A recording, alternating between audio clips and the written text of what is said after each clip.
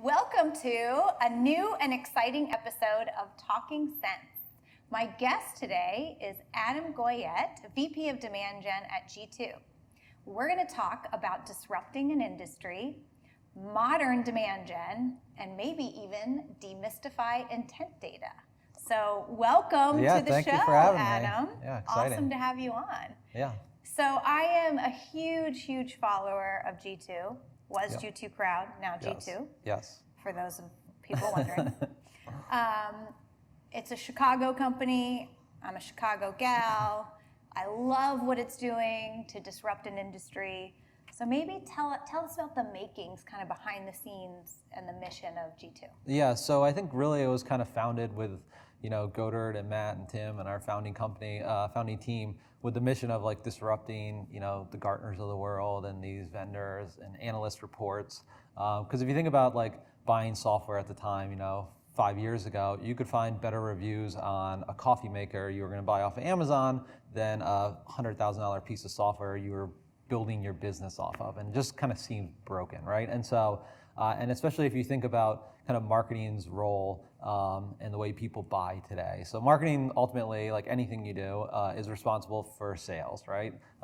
Brand, demand gen, whatever it is, PR is all geared around helping the sales team's job be easier, right? And so if you think about people's buying patterns and how much it's shifted, I think a lot of that has happened because of kind of the consumerization. You don't buy anything online without reading reviews off of Amazon first, right? You don't go to a restaurant until you read the reviews on Yelp. You don't book a hotel until you read the reviews on TripAdvisor. And so people are taking that same pattern into basically like purchasing decisions in software, and there was nothing there for anyone to get. And so that's kind of what started the company. And we have about 3 million people now who come to our site every single month to read the reviews. And it's pretty fascinating to see kind of the rapid growth of that. It's amazing. I love it. I love the concept. And we believe you're spot on with the way B2B buyers buy now. Yep. 90% of buyers want to remain anonymous. We call that the dark funnel. Yep. Typically, it's not just one person involved in a decision. It's multiple people involved in a decision. Yeah. There's tons of conflicting information. Yep. So kind of how do we help guide them through that in an economical way? Yeah. Yeah, if you think about it, right, I think there was a Forrester report out there that said, like, to your point, 90% of buyers say they'll reach out to you when they're ready to make a decision. And so what are they actually looking for in that research, right? The number 2 things we found were actually like peer reviews and then like product ratings and reviews. So every website, you look at that MarTech 7000 and it is like overwhelming. Yeah, exactly. And if you're a buyer, like, where do you even begin? And this is not to pick on anyone's marketing, but it's hard to differentiate, you can pick on right? Our marketing. It's just hard to differentiate, right? If you're one of 500 marketing automation tools, like at the end of the day, like feature sets, you're probably all doing something similar or can word it the same way to a marketing person, right? And so if you're a buyer, like where do you even begin? Everyone's gonna say they can do X, Y, and Z and that they're amazing at it. So how do you actually understand like where you want to place your bets from a marketing tech stack or sales tech stack or anything like that? Sure, and they're high stakes decisions for us as CMOs and demand gen leaders. Yep. So what I think is interesting is you've been in the role a year and you came into this super hot, on fire company. Yeah. And it's a little bit actually easier to come in when there's not a lot established or the growth rate's not there. You can do a few things and look like a hero. Yep. But your bar was kind of high. Yeah. Am I stressing you out? Yeah, a little bit, yeah. No, I think the bar is high for a couple of reasons. One, I think, is the company had phenomenal growth. So like you said, it wasn't like there wasn't success there and you're coming in, you're like, hey, we should put in a marketing automation system and you should do these things, right? They were doing a lot of that stuff already. And the other piece that makes it harder is your marketing to marketers, right? A lot of times, like the people who end up making the buying decisions for us and signing the contract are, CMOs and stuff like that. So there's a high bar to market to that industry. I've worked at other companies where we market to small businesses, and some of the tricks of the trade that you might use as a marketer a CMO or a demand gen person is going to see right through it because they're doing it themselves, right? So like, how do you actually do something unique and interesting to get their attention? And that's where we've spent a lot of time is like, personalization and like really provide value in our marketing. Funny story on marketing to marketers. I'm pushing to eradicate forms. Yep. And we believe that you put a form up if they're going to register for an event, of course, because you need to know who's going to be there. Yep. And you want to personalize the experience, or if they're giving us data that we're going to use in some way. So that's kind of what we defined as a good use of a form. Yeah.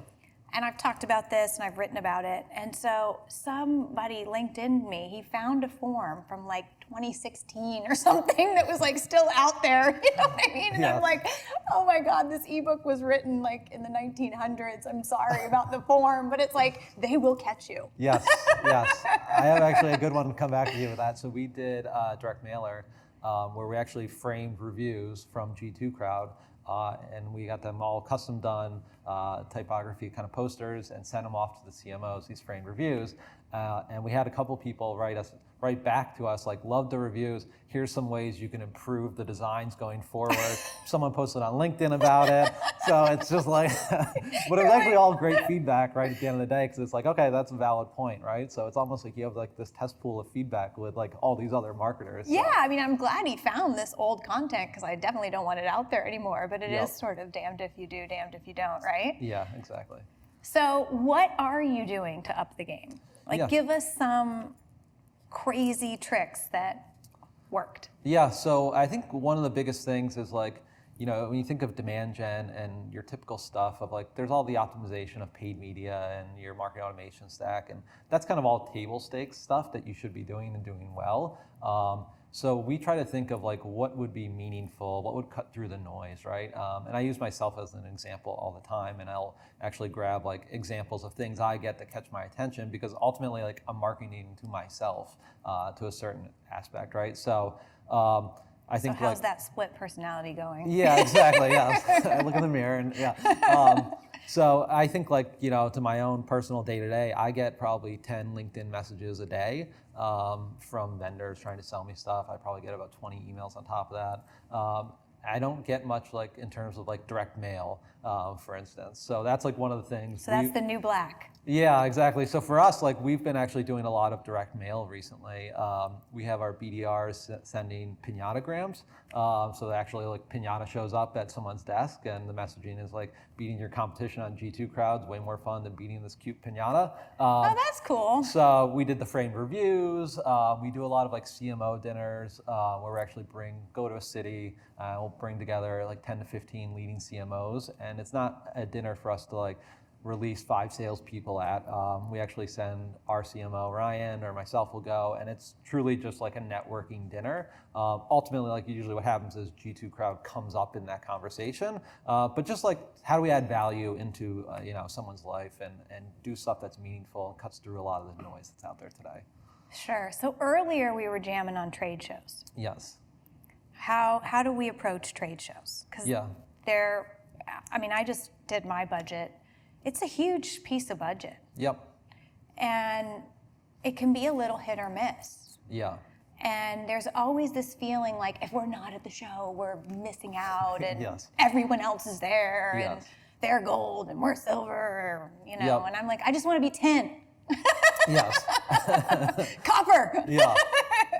I think there's a couple ways to approach it. One is like if it's a new show, and we've kind of made this mistake in the past of like, we get a sponsorship and then we show up and we're like, oh, this show is not great, right? Like there's not a lot of foot traffic, it's not the right persona, whatever it might be. So like I always now push back and say like, if we've never been to the show before, let's send 2 reps, have them book meetings. And if they come back and can book X amount of meetings, then we'll consider it for next year. But we're not going to spend $30,000 on like, cross our fingers, it's the right show for us, right? So I think that's helped a lot with like new shows. And then, So I call that going guerrilla. Like we're going to do the show guerrilla style first. I don't know if I made that up or if that's like a real thing.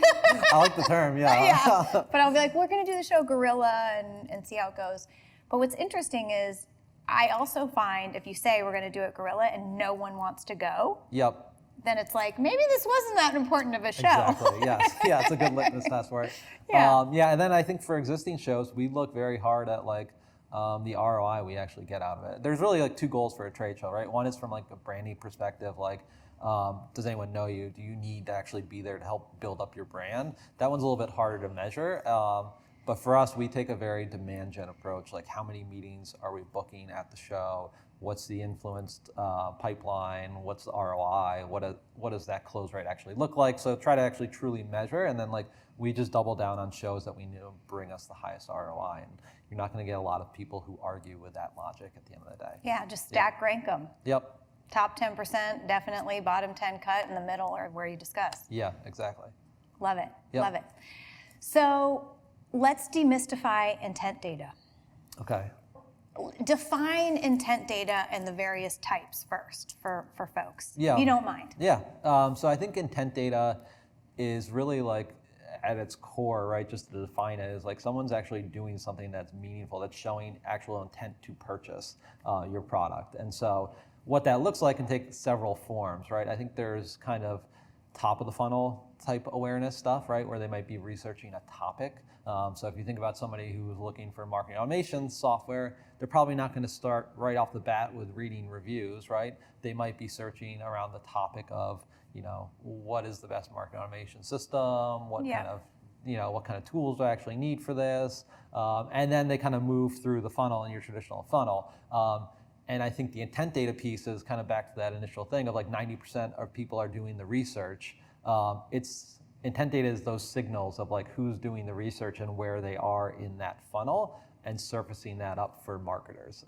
So I think like, you think of like modern marketing, like so many companies now just wait for someone to come to their site, and that's where they focus. Like, hey, we got our website conversion rate, we got to fix that, and we got to fix. But it's like, well, you're missing. That's too late. That's 10% of the funnel that you're dealing with. There's a whole another 90%. I think if like CMOs and CEOs realize that a little bit more, they'd be like, oh crap, like what are we doing to influence that? Right? No, I mean, I'm like getting anxiety right now. You think about your site and you put so much effort into making it beautiful, and that was like my whole thing about the forms. Yep. No one's going to fill out that form. Yep. And if they do, they're going to put AOL or Mickey Mouse. Yep. And just to get the piece of content that they want. Right, Yep. and it's like I kind of wanted them to have that content anyway. Yep, exactly, yeah. So what, it's screwed up. Yep, yeah, so I think it's like, how do you actually take that data then and operationalize it? And I think that's where a lot of companies are kind of struggling of like, what is intent data? And it gets thrown around a lot as like a buzzword. And then also like, how do you actually use that, right? Just getting that data of like, hey, X company was searching for this topic, or okay, what do I do with that, right? Yeah. And so for G2, I think that's been a big focus of ours, of really like operationalizing intent data. So we have tons of integrations of pushing that data into Salesforce and HubSpot, Marketo. Yes, working on it. Yes. And so I think because for us, it's a much later down the funnel kind of signal, right? Someone's on G2 Crowd reading your reviews and comparing you against the competitor. Chances are, unless they're like a total psychopath who just likes doing this for fun, like they're seriously in the market for whatever tool it is you're offering, right? Yeah, and so, I talk a lot about how we'll say, oh, they're gonna content binge, and I'm like, we're not Netflix. Like they're not gonna be binging on any of this. Like yes. We need to get them what they need as quickly as possible. Yep. But back to like actioning on intent data, it's such an interesting point because we found at Sixth Sense, early on, and the origination of Sixth Sense was all about intent data and big data, and being able to take all this in and give people not just the first party intent of who's on the website, but topics and things that they're researching. And we found very similarly, then what do they do? Yeah. So, adding on things like being able to incorporate it into an ad. Yep. Adding on so that a BDR looks at the keywords and then designs their cadence and their emails with the keywords. So Yep. really, A, building that into our platform, but B, even if it's in the platform, it's the change management around starting with the audience and what the audience cares about. Yep. Which versus I want to run a campaign and push this. Yeah, and it's like anything else in sales and marketing, right? If just one team is using it, it won't be successful, right? So if it's just marketing that's excited about intent data and the sales team could care less and the BDRs aren't doing outreach or incorporated into their strategy, it's just gonna be a marketing thing, it's gonna fall flat, right? And I think where we've seen companies with the most success is like taking that intent data, and you think about from the marketing side, right? You spend, oodles of money on LinkedIn and Facebook doing all the targeting, but the targeting actually misses one component, which is like who's actually in the market to buy, right? I could target every demand gen person in the world, but if they don't have the budget or they just installed a separate solution a month ago, they're probably not buying and I'm just wasting ad spend to it. So I think like using that audience, in-market component. Yes, using that audience to define like here's the in-market person I'm going to target with messaging and way more down the funnel messaging. And I'm also going to give that same list to the BDR team to do outreach to. And I'm going to set up alerts so if a current customer starts looking at me and a competitor 3 months out to the renewal, like red flag, hey, somebody should call this account, right? Like and understand what's happening here. Yeah. And so I think it's like those ways. I think people sometimes overcomplicate it into like, how do we do all these 20 things around it and get super sophisticated? But it's like, just do one. Just start with one, right? At the very least, like have your sales team call these people, right? Like so you don't need to overcomplicate it or overbuild a process, I think, around it. So 1 year in at G2, what was the most successful thing you did? Yeah, I would say there's been a lot of like small wins. I think everyone always looks for like the big home run, and we've had a couple like really good successful campaigns, but like I think it was just doing a lot of things right. And so sort of like dialing in. Yeah, so like processes. dialing in everything from like our trade shows to our field marketing events, to our direct mail stuff, to our ABM strategy. And we've seen that kind of result like this year. I was just pulling the numbers like the other day.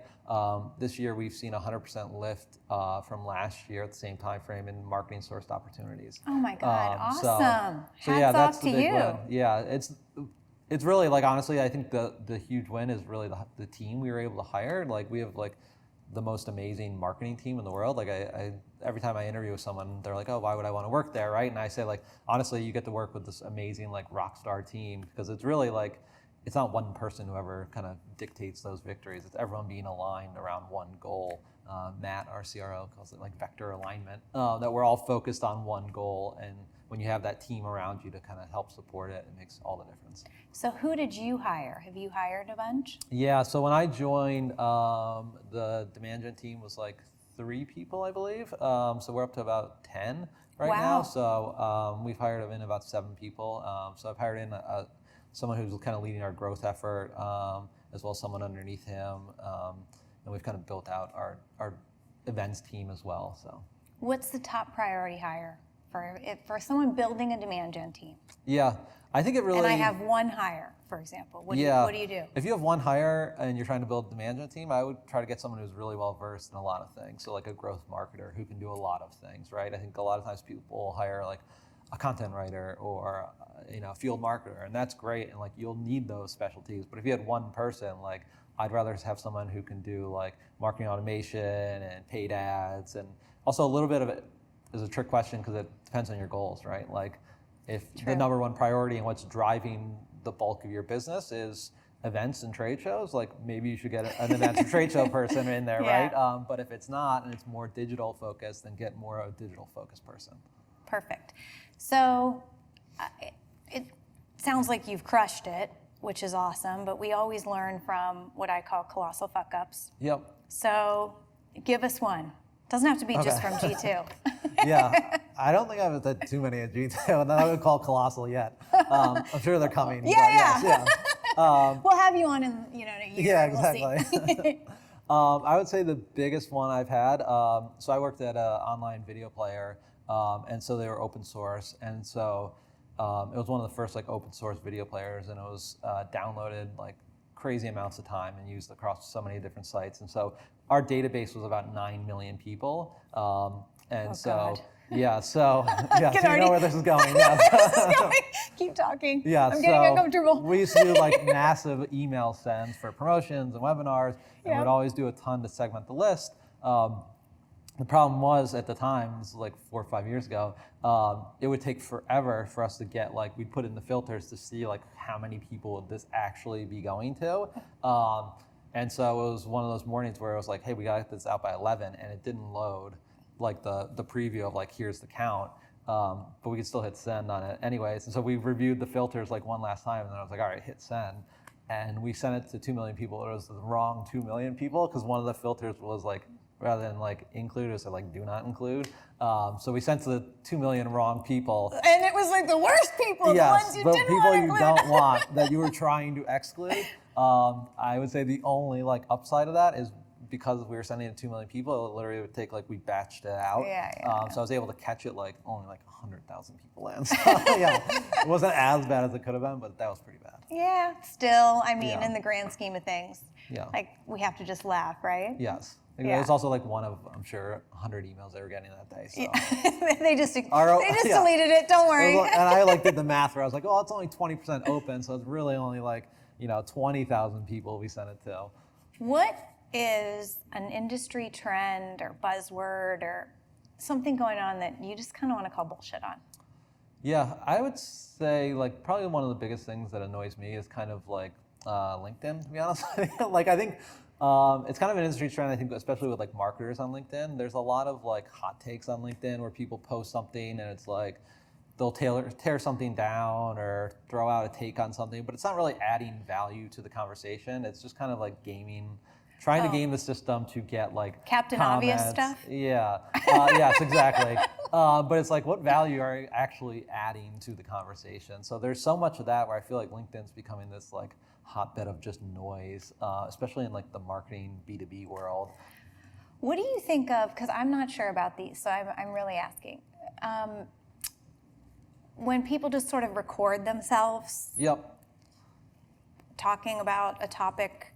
Yeah, I don't mind, I know people hate on the self recording things while walking down the street. I don't mind that format. I think any content in any format, as long as it's adding value to whatever the conversation is, right? But some people post the Captain Obvious stuff while they're walking down the street. And I don't need to see nose hairs. You Yes. just work on the angle. Yes, yeah, exactly. It would be amazing. Yeah. Thank you. It'd be a good content series. Yeah. Yes. Or a gross one. Yeah, exactly. Managing G2 Crowd as a vendor. Yep. What are tips, tricks to making sure you shine on G2? Yeah, I think ultimately is making it a priority, right? It's anything, if you just kind of forget it and you're not managing it, it becomes kind of this thing that's a forgotten thing, right? So you might get reviews, you might not, but I think what people don't realize is whether you're managing it or not, your competitors probably are, and they might be weaponizing it against you, right? So I think it's a little bit understanding similar the Yelp discussion, right? If you go on Yelp and the restaurant has no reviews or 1 5-star review, are you going to go there? Or are you going to go to the restaurant with 120 reviews that's 4.5 stars, right? So I think it's one is just getting engaged and managing it, the profile, and then we have tons of content around how best to drive reviews and keep your customers happy. But so I think it's really just kind of engaging with us and understanding Is anyone just crushing it? Is anyone you're if you want to know how to manage G2, this company is just amazing at it? Yeah, so we have a lot of companies. I think Drift is one that really getting amazing reviews on G2, but also they're leveraging kind of voice of the customer throughout their whole buying process, right? Okay. So their messaging has shifted. It's not about them telling you how great it is, it's their customers. And so they launched a whole landing page basically that's all dedicated to their presence on G2 and excerpts from quotes, then their overall ratings and how they stack up against competitors. So it's this really authentic kind of landing page. I would say they're doing a really good job. And then we have some larger companies like AWS, IBM that are really doing some interesting things with G2 as well. All right, thanks. We'll have to check those out for sure. All right, well, Adam, that was incredible. I learned a ton. As always, I love talking about the dark funnel and how companies can uncover that rich data with intent data, which is a big part of that. So thanks for sharing and learning about that. I think what was also really interesting is you got to take action on the intent. Yeah. And so what can people do to actually use the intent data? So that was great. Love talking about going guerrilla to trade shows. We got to do it more. And for those of you who don't know, direct mail is the new black. So thanks for coming on the show, thanks for Adam. having me. I enjoyed it.